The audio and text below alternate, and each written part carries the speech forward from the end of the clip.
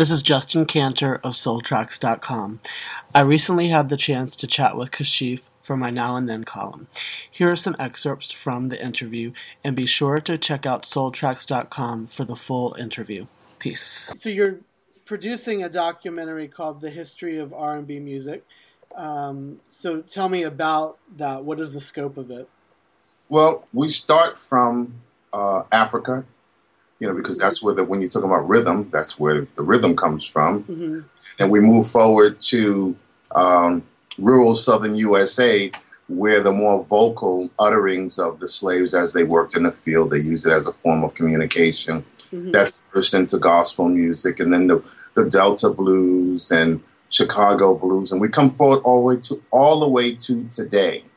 There's been a lot of great R&B music. Actually, Justin, the full title is The History of R&B Music and Its Influence on World Culture. Okay. So you might ask, what has it influenced? And I'll say, take a song like Say It Loud, I'm Black and I'm Proud, mm-hmm.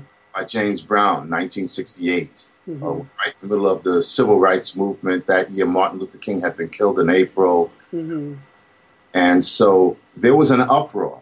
And the ironic thing is that the American government and the media, they were having a very vivid conversation, an open conversation about what they should call black people. Should we call them black? Should we call them Africans, mm-hmm. African descendants, African Americans, or whatever?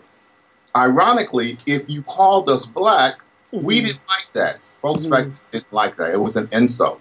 So one week you call me black and we're fighting like two drunk men on the street.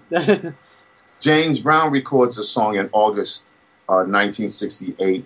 And when it's released, the next week you call me black, I put my hands on my hips and I begin to wear my ethnicity as a badge of honor. A remarkable transition. That's right. Yeah. And how much did that change the trajectory of the universe as a whole? Mm-hmm. Just that, that thought form. Mm-hmm.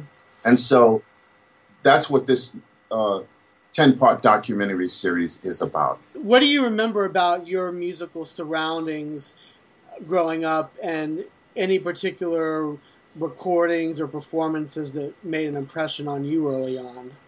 Well, New York as a whole, there's a lot of culture there, and there's a lot of support for the arts there. There's a lot of places where you can go view different arts. And the other thing about New York is that it's a hodgepodge of different types of artistic expressions. My friends in New York were comprised of playwrights, dancers, folks who played in the orchestra, folks who played in jazz bands. My neighborhood in Brooklyn, they had something called the Jazzmobile. Okay. And so here I am, a young kid, and up comes this truck, and they open the side of a truck, and there sitting in the truck is Rahsaan Roland Kirk. Oh, wow. Jazz great Rahsaan Roland Kirk.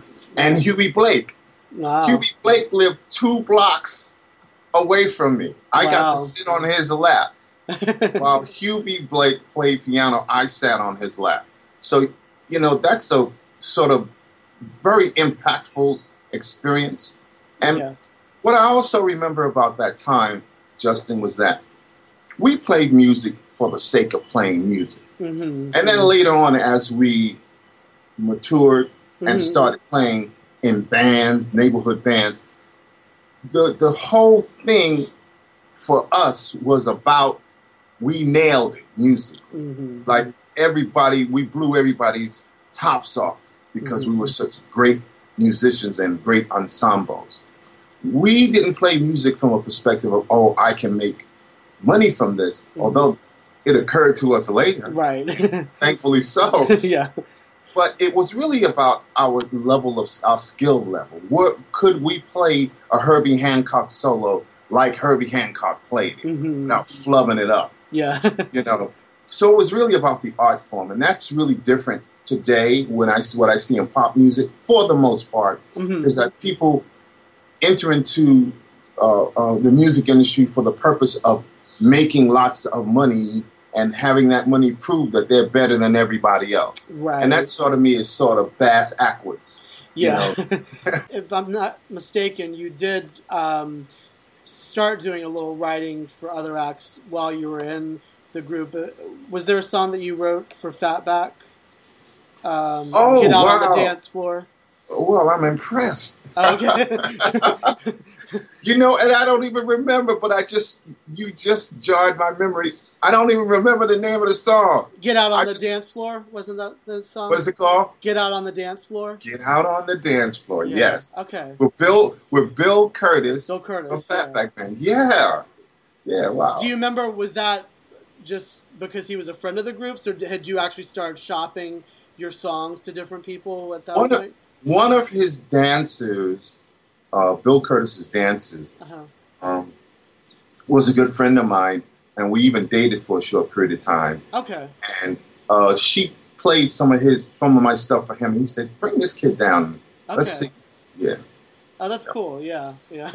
So, now you mentioned that when you had that kind of second meeting with the manager, that you expressed to Norby that you wanted to write great music and produce, and which is so you kind of partially answered what my next question was going to be. I was wondering, did you always sort of have it in your mind to be sort of a triple threat as far as a writer, producer, and performer, to be incorporating all of those aspects into your career, or was there any one of those that was more focal to you or more important to you in terms of getting yourself out there and making a name for yourself? I was trying to have a band. Okay. And so, I had several bands, and I was a leader of the band. So that sort of, started to polish my chops administratively, and holding an organization together. And which later served me, as I produce, there's there's a business side of producing. Mm-hmm. But not consciously. I wasn't saying like, oh, I got to be a triple threat. It just developed that way because I had the band, I was writing, I was singing, I was the leader of the band, and I was the one who was in charge of the recording sessions. Mm-hmm. So I think it sort of developed out of just being and having a strong interest in every aspect of the music making and record making process. Of course, it was notable for you, being that concurrent to your successful career as a recording artist, you continued producing a number of acts, not only on your label, but for a number of labels.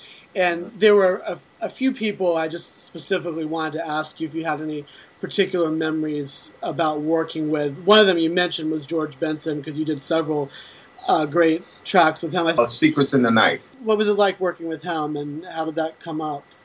Well, I got a call from Arif Mardin, another just amazingly talented, gentle soul master. Mm-hmm. Master. He was friends with Ahmet Ertegun, and he was from Turkey. He was Turkish. Okay. But loved R&B music. And he called me one day. He says, "Hey, Kashif, how would you like to co-produce George Benson with me?" And I'm like, "Are you kidding? George Benson was my idol." Yeah. just for the things that you named, how masterful he was on his instrument, how great a singer he was, and then, his ability to cross genres from, straight ahead jazz to contemporary jazz to R&B to classical to flamenco. You name it, George could play it. And so I was working on several albums at one time for Arista. I think another album for me, a Dionne Warwick album, the first Whitney album. And so I said, okay, I'll do the project. I'd love to do the project, but you got to give me a couple of months to finish these other projects I'm working on. And I took that time, and they called me every, other week or so. "How's it going?" "Oh, it's going great." "Have you started our song?" "Oh, yeah, man, I started the song." "Have you written the lyrics?" "Oh, some of the lyrics and blah. So we came all the way up to the date we promised to meet in the studio. Okay. And I had not written a note. You gotta play the part. Right. So we went into the studio, Atlantic Studios, 61st Street, Manhattan. And I'm there. All of my keyboards are set up. The lights are blinking and flashing. I get there about 2 hours early. And so, and then George Benson and Arif walk into the room. We chat for a while. Then George said, okay, let's listen to the song. And I'm like, okay, so you want to hear the song, huh? And so I just reached over to the drum machine and pressed play. Okay. Boom. Whatever played was whatever was played. Going to be. Right. And they liked the beat. And they said, okay, wow, that's a nice beat. Well, let's hear the bass line. And I just started playing. And they wanted to know what the chords were. And so I started playing the chords with my right hand. And they're like, during this time, the engineer was brilliant. He had pressed play. Press record. Yeah. And so now I'm just making this stuff up as I go along. And they said, what about the lyrics? And then the phone rang. And the first thing that popped in my mind, it was a private line to the studio. And so I sang, using our private lines. Oh, yeah, wow. We planned for a quiet night, found whispers and lovers' sighs. We're making it personal. Wow, that's awesome. It just flowed. And it was very good that you were able to facilitate them to ask you step by step for each part. And the it was crazy. Do you think you would, like, if the engineer had not hit record, would you have remembered everything that you would come up with during that time? Or I don't know if I would have remembered everything, but I think I would have remembered. I have a pretty good musical memory. Yeah. So I would have remembered enough of it. But the fact that it came out and was a #1 record, and, I was just curious, was the different sounds you experimented with on your final Arista album, like sort of veering some into the New Jack Swing type of sound, was that something that you personally had a desire to go into, or was that more of a request from? Not really, more of a request from A&R and Clive and the staff that I adjust my style, which I resented heavily. I didn't care for that. I said, let me just do what I do. My fans love what I do, and they don't want to hear me do New Jack Swing. They want to hear me just be Kashif, just like Luther, And I remember Clive saying, well, you can't have a platinum record just doing R&B. You have to cross over. And I'm like, well, that's crazy. Have you ever heard of Luther Vandross? Right. Yeah, so, exactly. And Luther was a friend of mine as well, but I think that it's important, when you have people who are real music people, that you let them do what they do. You can expose them to different things, but you shouldn't try to take them away from their core audience. So you weren't concerned so much with crossing over. You were more focused on catering to your core audience and giving them what they came to expect from you. Absolutely. And but with that being said, I'm the one who picked Reservations for Two for Dionne Warwick. Okay. I picked that song. Yeah. And I called Clive and I said, Clive, I have a hit song. And I played it for him. He loved it. And Clive is the one who picked And It All Begins Again. Okay. And that was a good choice. That was one of the songs that I didn't write or that I didn't pick, that Clive gave me that I really liked was that song. Yeah. And then there was one that I wrote, and I thought the performance was really good and they should have really gone after that record, was Dancing in the Dark. Oh, right, yeah. They really jacked that one up. Oh, really? By just totally ignoring it. Yeah. And not releasing, because I honestly believe not every song that I write is a hit, not every song I produce is a hit. But the ones that are hits are the ones that I know, because I get that feeling, I get that gut feeling. Dancing in the Dark was one such song. Because that was a single, but they didn't really promote it much, right? They didn't do a video or anything, right? They didn't do a video, they promoted, they put no behind it. Yeah. That was a mistake. Yeah. Now, so was it sort of some of those experiences that sort of influenced you to move away from the recording for a while